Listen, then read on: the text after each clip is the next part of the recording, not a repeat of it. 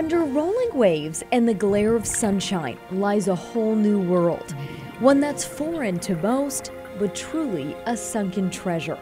It's called Wreck Alley. Several ships purposely sunk to create reefs for divers. One of the few places that you can come and be in such close proximity to several wrecks. We'd like to get more wrecks here. Anita D'Amato is a boat captain for Waterhorse Charters, a local dive boat that allowed Fox 5 to hitch a ride out to Mission Bay. Less than 2 miles off the coast sit a handful of wrecks. We decided to explore the two most popular, the Yukon and the Ruby E. You have to have a basic dive certification to explore these sites. But just to be safe, we brought along dive masters Reed and Rick, who are instructors at Ocean Enterprises, a dive shop that frequently runs trips to Wreck Alley. It's kind of exciting and thrilling when you get to penetrate the wreck and swim through it. We have a lot of marine life that swims along it. You'll be diving with seals, mola, rays, and sometimes the odd shark and stuff out there, so it's pretty cool. We gear up for the Yukon.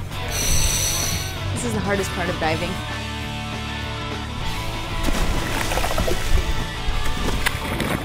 About 70 feet below the surface, we begin to see the ship. The Yukon is 366 feet long and is one of the only wrecks in the country that is still totally intact. She was a destroyer in the Canadian Navy in the 1960s, decommissioned in '93, then sunk in Mission Bay 7 years later. Today, the Yukon is home to hundreds of fish and sea life, from her hull to her forward guns. A lot of the best diving in California is here. We're very fortunate that the Yukon is kind of one of California's hidden gems. Normally you can see right through a wreck, and because it fell sideways you can't. So when you enter it, it's a little eerie, but it makes it exciting, I think, at the same time.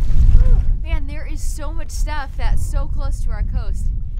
And really, that's amazing. Now we go on to the Ruby E. The Ruby E is a smaller ship and not as deep as the Yukon, but in colder water because of the currents.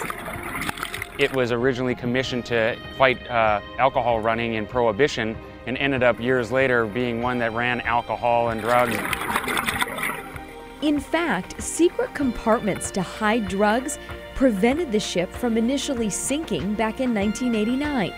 This wreck is probably as close as you'll ever get to the Titanic.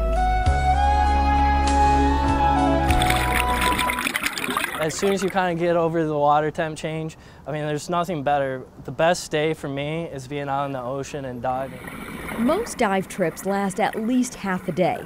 Plenty of time to see the ocean in a whole new light. When you go below water, all this chaos and all this movement and all the getting ready and everything that happens, and when you drop below the surface, that's all gone.